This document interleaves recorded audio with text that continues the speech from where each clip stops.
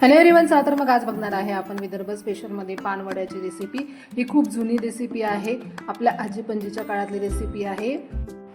काळाच्या ओघात ही मागं पडत चाललेली आहे। माझ्या घरीच ही खूप दिवसांनी केलेली आहे। व्हिडिओ करायचा होता म्हणून माझ्या मम्मीला भरपूर अशा रेसिपी आठवायला लागल्या आणि एक एक रेसिपी मी तुमच्यासोबत शेअर करत आहे।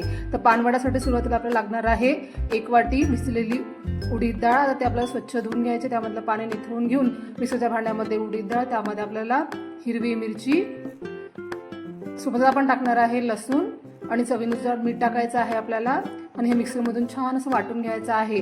पाणी न टाकता आपल्याला वाटायचं आहे। मस्तपैकी मौसूद असं आपल्याला एक बॅटर तयार करून घ्यायचं, जसं व्हिडिओमध्ये दाखवलं आहे बघा। आता याला छान हाताने मस्त मिक्स करून घ्यायचं आहे आणि पाण्यामध्ये टाकून आपल्याला चेक करायचं आहे।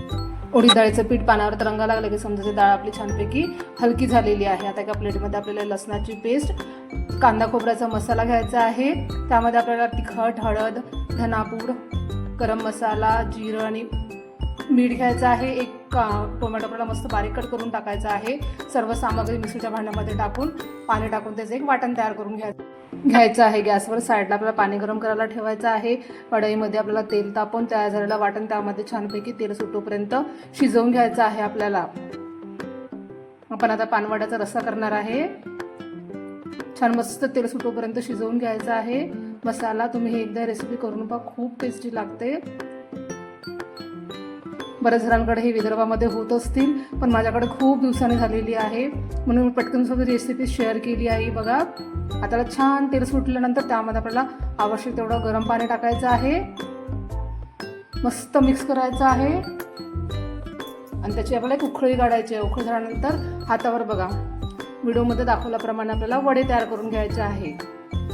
छोटे छोटे पातळ पातळ वडे करायचे आहे आणि हलक्या हाताने आपल्याला रस्स्यामध्ये ते वडे सोडायचे आहे आणि लगेच आपल्या चमच्याने हलवायची गडबड करायची नाही आहे। वडे जराशे नाजूक असतात, नरम असतात, थोडेसे कडक होईपर्यंत आपल्याला रश्श्यामध्ये शिजवायचं आहे। नंतर त्याला चमच्याने आपल्याला हलवायचं आहे। बघा, थोडे कडक झाल्यानंतर आपण त्याला हलवायचं आहे। त्याला छान रश्श्यामध्ये आपल्याला शिजवून घ्यायचं आहे। शिजायला लागलं की वडे थोडेसे कडक व्हायला लागतात। आपण एका प्लेटमध्ये पानवडा घेऊन सुरीच्या साहाय्याने त्याला चेक करूया। बघा, छान आपले वडे शिजलेले आहे। आता मस्तपैकी बघा आपला पानवडे तयार झालेले आहे। एक झाकण ठेवूया आणि मस्त वाफ काढूया आणि गरमागरम वडे आपण सर्व करूया। तुम्ही असे वडे कांदा वगैरे टाकून खाऊ शकता किंवा चपाती बरोबर, भाकरी बरोबर खाल्ले तरीही चालते। तुम्हाला माझ्या आजची पानवड्याची रेसिपी कशी वाटली मला कमेंट करून नक्की सांगा। माझ्या व्हिडिओला लाईक करा, शेअर करा, कमेंट करा। नवीन असेल तर माझ्या चॅनलला तुम्ही सबस्क्राईब करा, मला भरभरून सपोर्ट करा। माझ्या विदर्भाच्या रेसिपी तुम्हाला कशा वाटल्या नक्की सांगा। भेटू नेक्स्ट व्हिडिओमध्ये, बाय बाय।